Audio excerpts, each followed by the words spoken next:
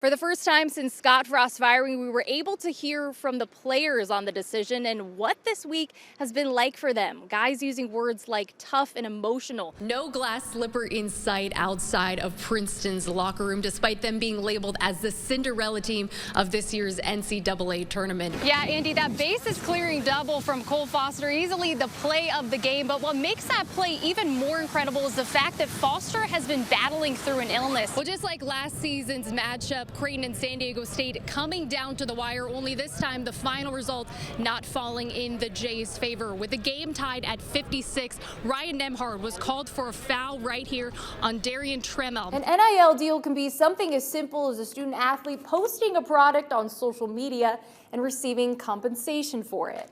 But what makes Caitlin's deal unique is it's helping her start her own business called T Art Creations. Hey Andy, let the madness officially begin. Happy selection Sunday. Creighton drawing the 9 seed, playing number 8 San Diego State to open up tournament play. The Jays' 23rd appearance in the big dance. On November 8th, 2013, John Rahm tweeted this picture of a fortune that read, "Your talents will be recognized and suitably rewarded." And his caption of the picture said, "I am gonna win the Masters." Well, Creighton needs to play in Maui more often. In 2 days on the island, the 10th-ranked Jays have beat number 21 Texas Tech and number 9 Arkansas. The final test, though, number 14 Arizona. A chance to beat 3 ranked opponents in 3 days and bring home some hardware.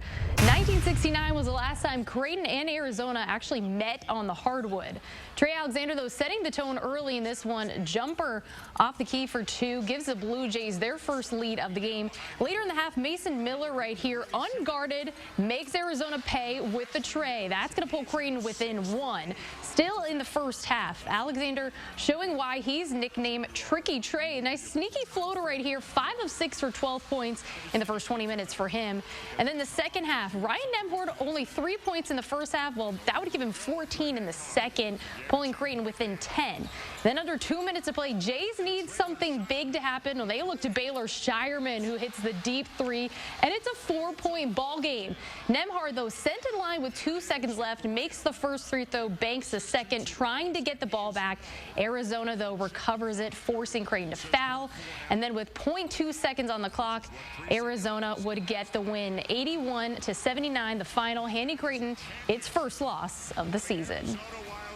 Well, more and more names tied to the Nebraska football head coaching job are being crossed off the list. However, one name that still remains is Mickey Joseph. But is the interim head coach thinking about that at all? Big Red Zone insider Sean Callahan has that answer from Lincoln. Hello, everyone, and welcome into Big Red Zone Game Day. I'm Ellie French. A snowy afternoon in Ann Arbor. The Huskers trying to weather the elements and the Michigan Wolverines. No Casey Thompson again, though, which meant Chubba Purdy got the start for the second weekend in a row. The Huskers over 3 touchdown underdogs facing number 3 Michigan. Things look good early, though, for Nebraska. First drive of the game, Chubba Purdy, he connects with Parker Washington for the 30-yard pickup. The Huskers, though, forced to punt on the drive. Now it's Michigan's ball. J.J. McCarthy, he scans and is going to send a laser to Ronnie Bell. The 25-yard reception draws the first down. Michigan then caps off a 12-play, 80-yard drive with what else? A 2-yard rushing touchdown from Blake Corum, 17th of the season for him. Wolverines draw first blood. Then midway through the second quarter, Michigan in the red zone again.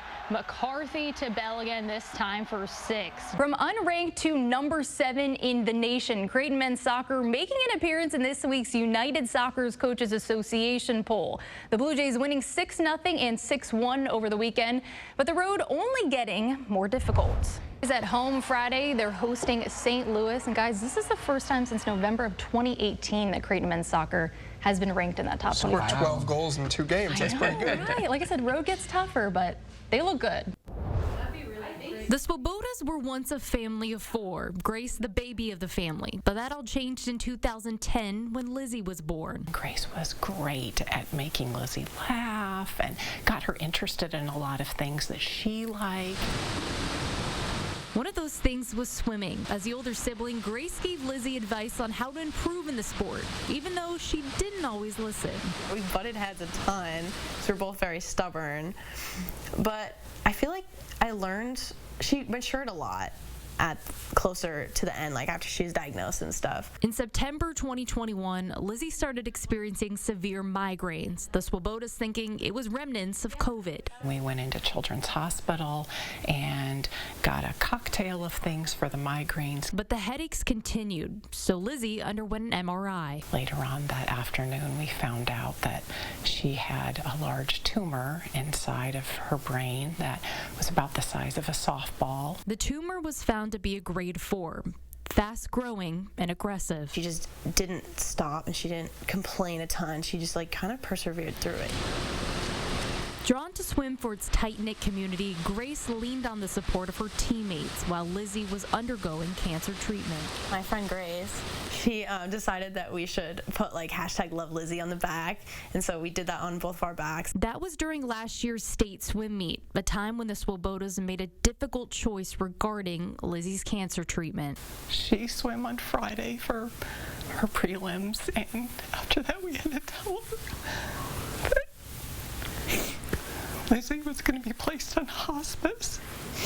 And so she went into the championship knowing that her sister wasn't going to be around much longer.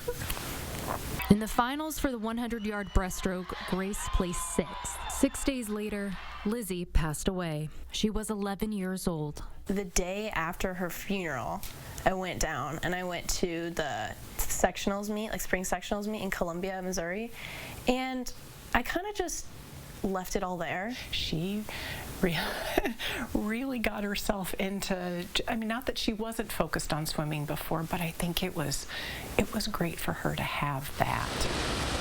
Finding solace in swimming while improving her times tremendously, Grace enters this year's state swim meet with the top time in the 100-yard breaststroke and hopes to be the first to touch the wall in the finals, winning not only for herself, but for her sister. I've been thinking about this for like a year.